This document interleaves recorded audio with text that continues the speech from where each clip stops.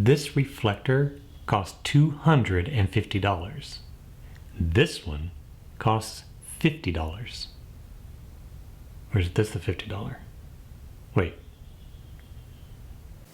Welcome to the Naked Photographer, where I'll be exposing myself. No, I won't.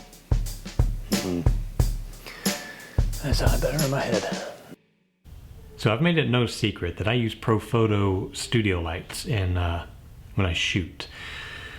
I think the lights are good. I think it's worth investing in a good light as opposed to a cheap one for consistency when doing high volume of shots. But I feel like Profoto accessories are just way overpriced for no good reason. So when I came across this reflector for $50, that was a knockoff of the Profoto, which retails at $250. I thought I would give it a try and see if there were any real tangible differences. So this is made by, well, I don't know who's made by, but I can tell you it's marketed as Fotodiox brand. Now my particular one was sold by Adorama as their house brand, Glow, but the exact same one is available through B&H or directly from Fotodiox for $50. So we're going to take a look at some of the differences just in the actual reflector itself. And then we're going to throw it on a light and see if we can tell any difference in function. Because it's no good to save money on an inexpensive reflector if it gives you subpar results. So let's look. So first off, looking at them, they are clearly the exact same length. I have no difference there at all. They are the same diameter for the rim. So you can see that putting a filter into the Profoto brand fits very, very well into the front rim. The knockoff, same Profoto brand filter, goes right into it. Now the thing about the Profoto filters, or grids, is that they are not the standard 7-inch diameter that everybody else makes, which is why they get away with charging so much for this reflector, because only their grids fit into it, which is a scam in itself, in my opinion. Now I can tell that the depth of the grid section on the Profoto is shallower than the knockoff, but the dish itself fairly close in shape. I do notice this right here is a little bit more rounded off than the generic. It does kind of square a little as it goes from the funnel to the opened part of the dish. But aside from that, I'm not seeing any real difference there. The rubber color, I mean, the rubber's different. This does have a little bit nicer finish on the rubber, but I've been using this one for a while now, a few months, and I've had no complaints. It's not as glossy, but the clamp works really well. I've had some cheap knockoff stuff that the clamp just didn't work at all. This one, I've had no complaint at all. Now the interior finish is the same for both in terms of the amount of like little nubbliness of the texture. Is not perfectly smooth like some filters or reflectors. It's got a texture to it, and it seems pretty identical. There's almost like a grid pattern to the interior, and that seems identical.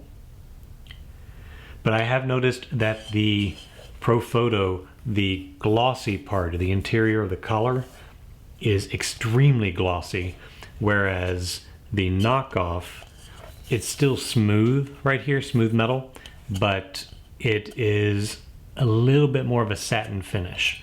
Overall, that really shouldn't matter because the bulb is going to be forward anyway. And then there's the paint.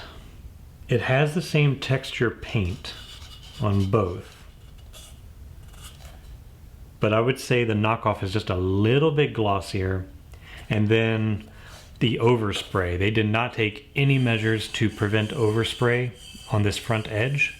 So the black paint goes pretty much all the way to the front. You can see they just laid it on a table and just sprayed the whole thing.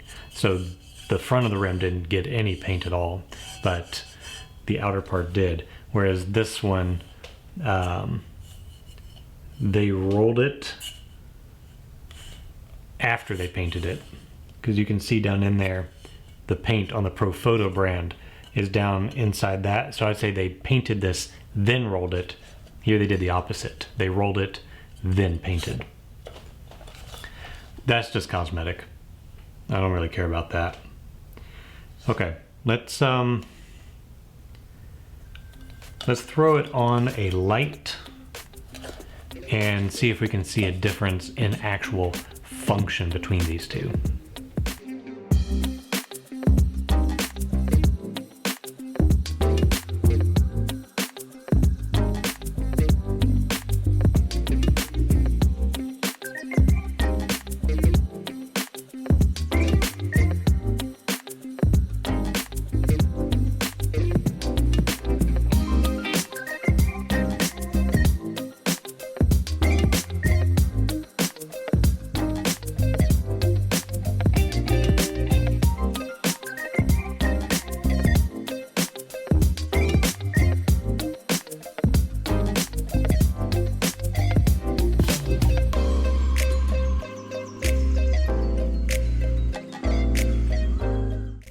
And those are the results.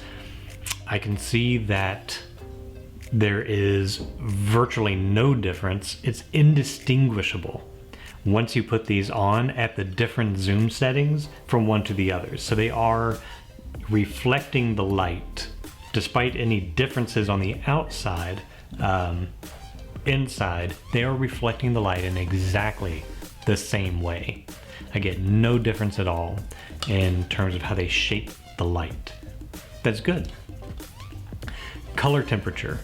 So the Profoto brand was cooling the temperature down by about 100 degrees Kelvin.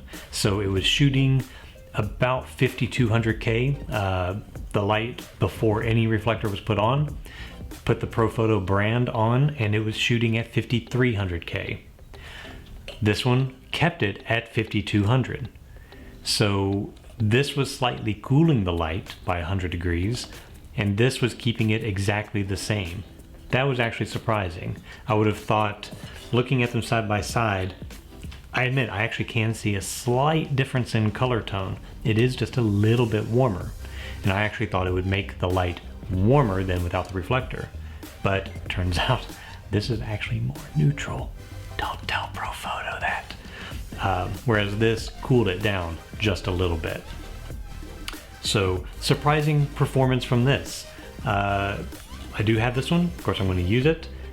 I've got a second one. If I ever need a third, fourth, or whatever, quite frankly, I'm probably going to go to B&H and just buy the Fotodiox from them. Because from the way this turned out, I see no reason to change. If you are in a school situation where you are shopping for a university and you need to make your budget dollars go further, definitely go with these. B&H can set you up, I'm sure. And I think that they are going to give you just as good, if not better performance than this brand at tremendous cost savings. 5 of these versus 1 of these. So thank you for watching. If you want to support this channel, you can go to my Teespring page and get t-shirts I've designed such as this. The struggle is real. If any of you have worked in a darkroom, you know the struggle of the metal reel. But please comment, like, and subscribe, and we will see you in the next video.